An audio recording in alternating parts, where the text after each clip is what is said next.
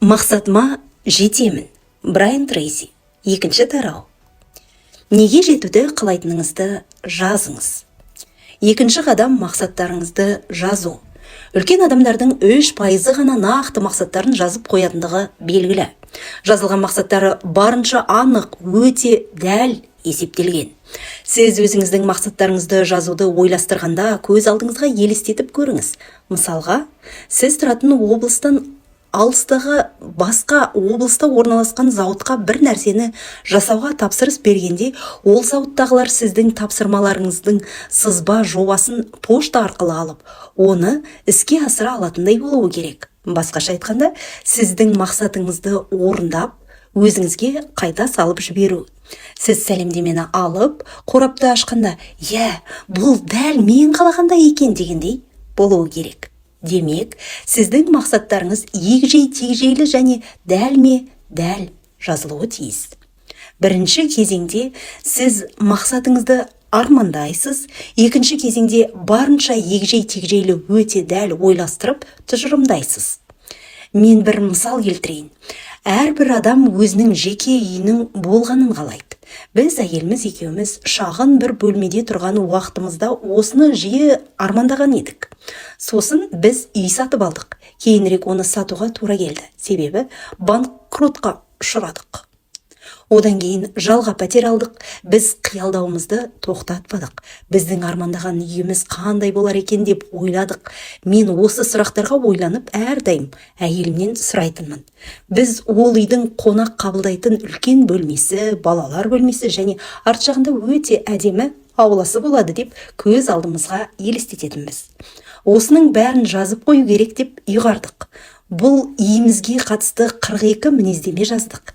Әр ай сайын бау-бақшасы бар, жағада салынған, өзіне тән әсемдік жобасы жасалған, әдемі үйлердің суреттері бар журналдар сатып алатынбыз.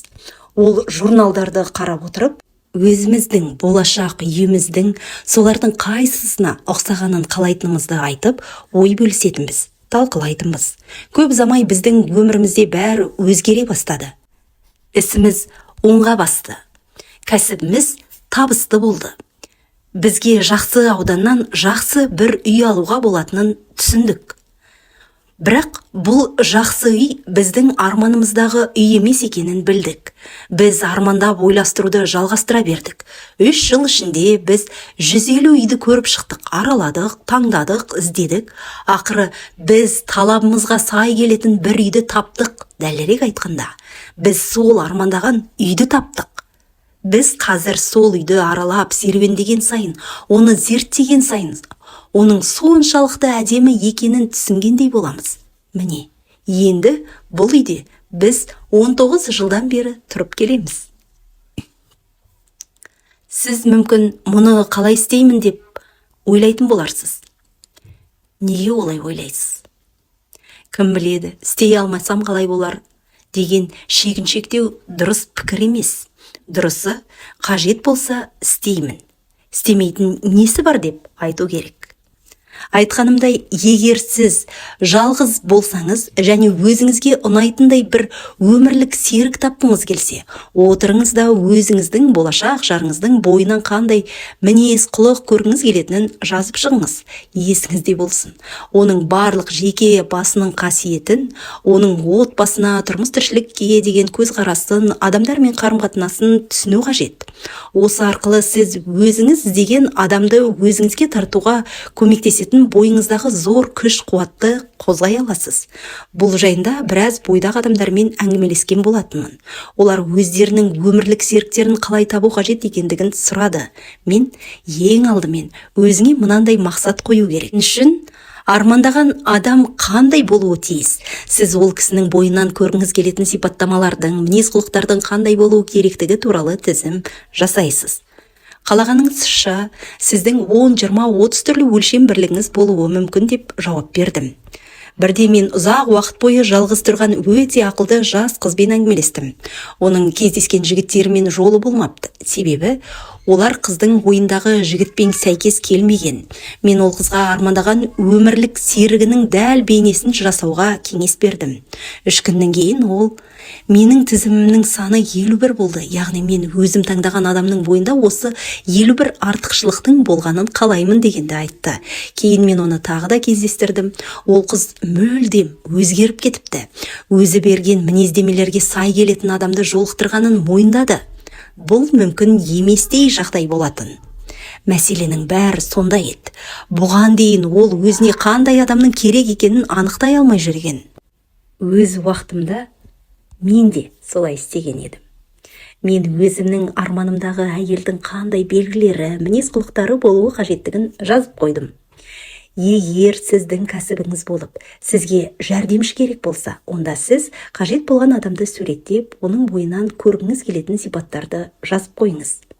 Менің кәсіп орнымның маркетинг бөлімінің басшылығы қызметіне бір адам қажет болды. Мен өзім қалаған адамның бойынан көргім келген 38 сипатты тізіп шықтым. 2 аптадан соң біреу телефон соқты. Мен ол адамды бұрын танымайтын едім. Ол телефонның арғы жағынан мен сіздің қарамағыңызда жұмыс істегім келеді деді. Ол келді. Мен оған өзі туралы айтып беруге 30 минуттай уақыт бердім. Сосын жұмысқа алдым. Ол жұмысқа тұрғаннан кейін 3 ай өткен соң өз тізімімді көрсеттім. Тізімде көрсетілген сипаттамалар оның бойында бар болып шықты. Бұл сипаттамалардың ішінен ол тіпті өзінде бар деп ойламағандарын да кездестірді. Бұл таңғаларлық тәжірибе. Әрдайым ең маңызды нәрсені жазып отырыңыз. Мақсаттарыңыз жайында айқын бір ой келсе, бітті. Сізге оған жету үшін атқаратын әрекеттеріңіздің тізімін жасау қажет болады. Өзіңіз жасаған тізімді үнемі түзетіп, толықтырып отырыңыз. Уақыт өте келе, жағдай өзгеріп, сіз жаңа ақпарат аласыз. Сол кезде сіздің санаңызға басқа ойлар да келуі мүмкін. Осының бәрін қағазға түртіп қоюды ұмытпаңыз. Егер сіз менеджер болсаңыз, нағыз жұмыскердің бойынан қандай қабілеттердің табылуы керектігін жазыңыз. Егер сіз армандаған үйіңізге қол жеткізуді қаласаңыз, онда ол үйдің қандай болғанын қалайтыныңызды жазып, ол үйге қоятын негізгі талаптарды сипаттаңыз. Ойыңыздағы адамның немесе үйдің, жұмыстың, серіктестің тағы басқа сипаттамасының жай ғана тізімін жасаудың өзі қандай мүмкіншіліктер ашатыны, қандай өзгерістер алып келетіні тіпті ойыңызға да келмейді. Жазыңыз. Нақтылықты үйреніңіз. Егер мақсат жазылмаса, онда ол мақсат емес. Жер бетіндегі тұрғындардың тек 3% ғана мақсаттарын жазады екен. Осы адамдар ғана үлкен табыстарға қол жеткізген.